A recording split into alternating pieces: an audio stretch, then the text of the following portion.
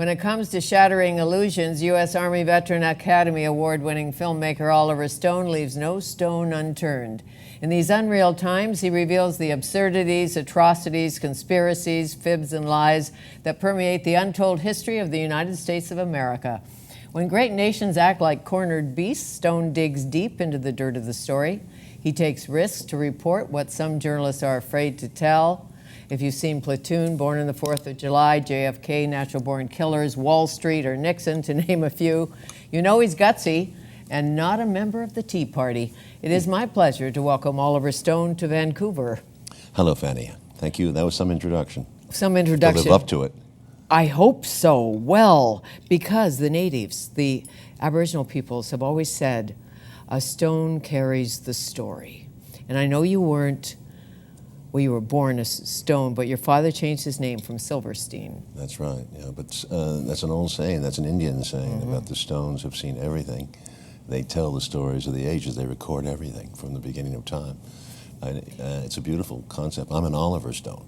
My job is to take the garden of peace, olive, the branch, and merge peace in the stone, kind of bring peace to the world. I think I'm a warrior for peace now. In your lifetime, do you think? An Oliver Stone. An Oliver Stone, I like that. Stone. Yeah, an olive stone. But when you were in Vietnam... My father changed his name because it was an anti-Semitic climate in the United States. But it wasn't only him, his brothers, 3 brothers and a sister changed the name because it was very anti-Semitic. He went to Yale, and my uncle went to Harvard, and the other one went to Princeton, believe it or not, so all 3 were facing discrimination. When you wanted to enlist and go to Vietnam, what did your father, Louis, tell you? He was a Republican from the Eisenhower era, fought in World War II. My grandfather fought in World War I on the French side, my mother's French. So, you know, it was a tradition, but he did not want me to go to Vietnam. It's interesting, all the upper middle class people in the United States, with the Wall Street, didn't want their own sons. All the politicals did not want their own sons over there. They wanted, you know, who went? The draft basically sucked up the people from the smaller towns, the people with less prospects. It was definitely a class war and never fought correctly. If we had sent those kids sooner to Vietnam that were from the Washington, New York, that war would have ended a lot sooner. On reflection, why did you want to enlist? Why did you want to go? Oh, that was a sense of patriotism, a sense of, you know, I believed in the Republican conservative ticket that my father had told me. I was very anti-Roosevelt. Everything in my life has become the 180 degrees, I hope you realize, you know. Absolutely. I supported Goldwater in '64, and I supported Nixon when I got out of Vietnam in '68 because I thought he would end the war. Well, you and I were raised with Manifest Destiny, Better Dead Than Red. How many kids have you killed today? LBJ. Well, that was a good thing. I mean, that was a good thing. Yeah. But all those slogans, and they came in, they went out. The domino theory.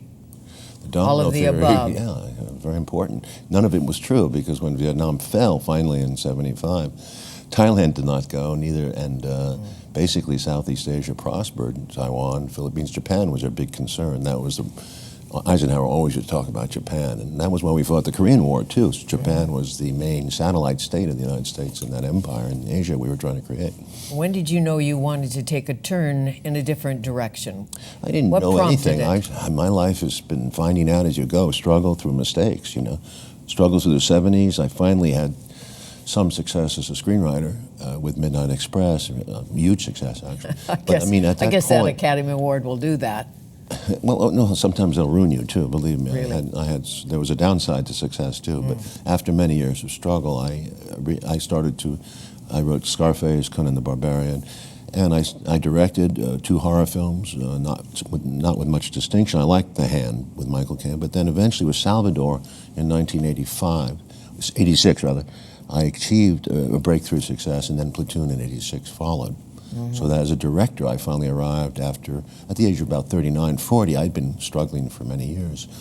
So, but my political awareness had grown in the 70s through conversations, through the Watergate with people, with intelligent people, with the Watergate revelations, with the Church Committee revelations. I don't know if you're familiar with that in Canada.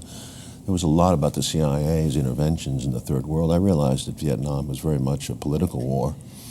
And, you know, gradually, let's say over the next 2 decades, I came to a fuller realization of our history. After George Bush, who was my classmate at Yale, served those 8 years as president, and we'd been through the debacle of Iraq, that was when I went back into the concept of studying our own history. I had never formally studied history. And with the Untold History of the United States, with Peter Kuznick, my colleague, and his historian staff, and I was a dramatist, we really worked for 5 years to bring this series to fruition. It was this 12-hour television series. And the fear of weakness, a truly American obsession. It really is. It really is. And it goes on today. Nothing changes.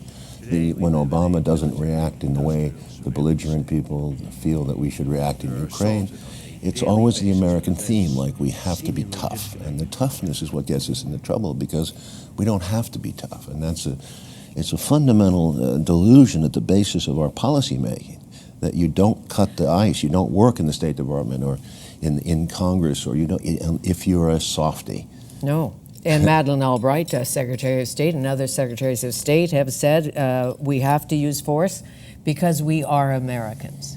We see farther than any other country, she said. Like we're somehow blessed by God in some exceptionalism. As we watch today, as the insurgents march into Baghdad or attempt to get into Baghdad and left Mosul, and the civil war we brought on hold. We created the situation in Iraq. We completely destabilized the Middle East, not just with George Bush the second. We destabilized the Middle East essentially in 1992 when Mr. Bush, the father, the first one, without really propagandizing a situation, sent 500,000 troops to the Middle East, mostly to Kuwait and Saudi Arabia.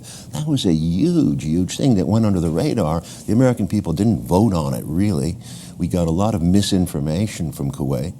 But that commitment, you realize when we sent 500,000 troops to Vietnam 20, 30 years earlier, that was a huge deal. But all of a sudden we did it again, and there was not any sense of like, what the hell are we doing here? We've been here before. Yes, well, and we didn't win that war particularly. It wasn't just a war, it was a destabilization of an entire region through Afghanistan, from Afghanistan to Iraq and Kuwait. It was a huge detour, a pivot in the American foreign policy. From that point on, all our problems have come back to haunt us from that 1992 decision. That's why we re-examined that in the book in chapter, wonderful chapter about Bush, chapter 9. It's the next to last chapter about our commitment to the Middle East and how it was faked. So much misinformation was given to the people by the media.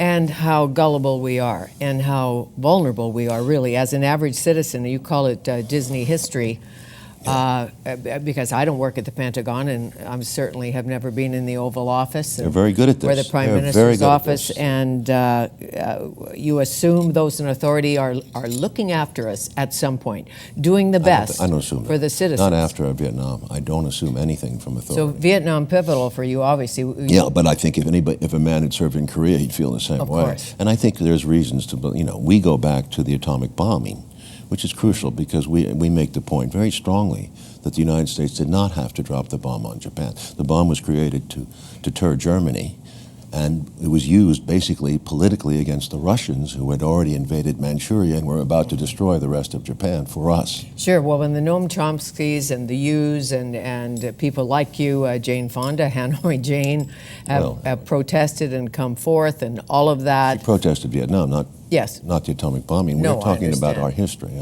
Yeah, no, I know. But who will go down in history as a hero will be Henry Kissinger and some of the others. In truth. Well, do you know what I mean? It would be a shame because, Or Cheney or Rumsfeld. Well, I hope you're wrong. I do hope that history has some kind of clarity at the end of the day. And but what Cheney and Bush and Rumsfeld did was a war crime. And basically, if we had lost, they'd been in the dock at Nuremberg. If you could look at the what ifs, what if John F. Kennedy had not been killed? Well, that's, I think, a crucial moment. The curve of the ball broke badly on that one, but I do think he was in a massive it was a massive change going on. He needed that re-election of 64. That would have given him that second-term mandate that was so important to affect the policies. First of all, he was withdrawing from Vietnam. That was definitely on the boards. McNamara confirmed it. Bundy confirmed it. Several people have confirmed it, including, I think, Mansfield, who you mentioned to be Mike Mansfield. Majority Leader. Yeah, Majority Leader, very important man. Many people knew about it. He couldn't do it yet because he had to win the election. So there was a lot of PR going on, pretending that we were staying because he had allies there and he didn't want to cut out the South Vietnamese. So it was a tricky situation. But in 64, he would have definitely done the whole thing. And at that point, our history would have been much different. There would have been no Vietnam. Khrushchev and he, after the Cuban Missile Crisis, which is a major event in our history, we would have almost, at this far from nuclear war, and Kennedy and Khrushchev pulled back. The military people in both countries, the hardliners, did not want to pull back, especially in the U.S. Kennedy faced enormous pressure and hatred from the military establishment. And you look and at the CIA, who he fired the chief of, Mr. Dulles. You look at a president like Lyndon Johnson, a man who once said, and I think I got this from your series, he said about McNamara, I believe, the defense secretary, he said, he can kiss my ass in the window of Macy's and it'll smell sweet, or something like that. And you think, this man is leading. No, he didn't say that, but he said, my aid, I want my aid, I want loyalty, I want people to kiss my ass in Macy's window. In Macy's He was window. a crude man, given to anger, and he had huge mood swings, but he was so off on his Vietnam policy from the beginning. He was, no one, we know this now, but Kennedy, I would say to you, was 90% sure of getting rid of him on the ticket in 64. He was not going to run. He was engulfed in scandal at that point. There was 5 scandals about to break, from Bobby Baker, the Senate Majority Leader, to Billy Saul Estes. Johnson was up to his neck in corruption. So he was out. And frankly, that assassination saved his life. When you did your movie on JFK. Yeah. We didn't go to this place of saying Johnson planned this assassination. No. We didn't say that, and we've always backed, we never made that claim. There's no question that there was a cover-up after the assassination, and Johnson certainly is at the center of the cover-up because he knew that something more had happened. He always suspected. And the Freedom of Information Act and all of that, but conspiracy theory is as they go. There's one running now that John Kennedy Jr. Look, death was not an accident. I don't pursue all this stuff. I mean, that's not my. You've seen my movies. When I go, I went for the Kennedy thing because, first of all, it was a wonderful, wonderful detective story. Jim Garrison, whatever his flaws, and there were flaws in his case, did pursue this story, and he got as far as one could in 1968, 7, 8, when it was another world. Covert operations are the most difficult thing to prove in the world. Even today, you can't. Until Snowden actually gave us some evidence, people knew we were bugging. They knew that we were bugging internationally, but we couldn't prove it until the Snowden. And now Snowden, one of the great stories, not so great stories in the world today, a powerful, powerful story. He's in Russia. The United States has pulled his passport, I understand. He can come back if he's willing to stand trial for leaking information. Right. How do you feel about that? Well, I don't want to comment too much because I'm doing a movie about it. I'm writing a movie now about the Snowden business. We optioned the book from the Guardian book, the English Guardian's book, about the whole affair. We've also optioned a Russian lawyer's book from Snowden's Russian lawyer who got him the asylum. We optioned his book, which is a fictional retelling of the story. And also I've been to Moscow, and I'm merging all what I know into a screenplay that we hope to shoot late this year and have it out soon. Okay.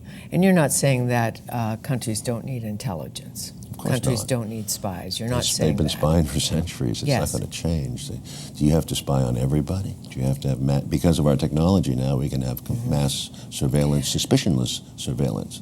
So everything we do is subject to review.